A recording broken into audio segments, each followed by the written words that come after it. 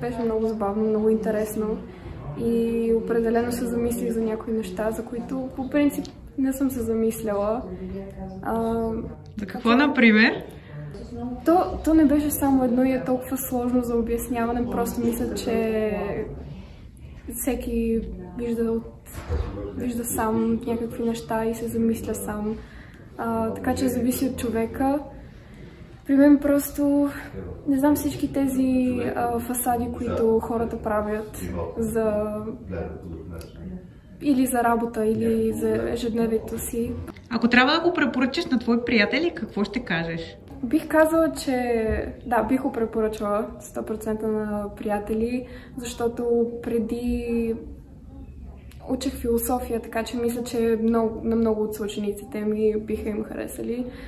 Да, бих им казала, че е нещо, за което също могат да се замислят, също като тези дебати, които правяхме по време на гимназията. И да, се надявам да го гледат повече хора. Определено ще поканя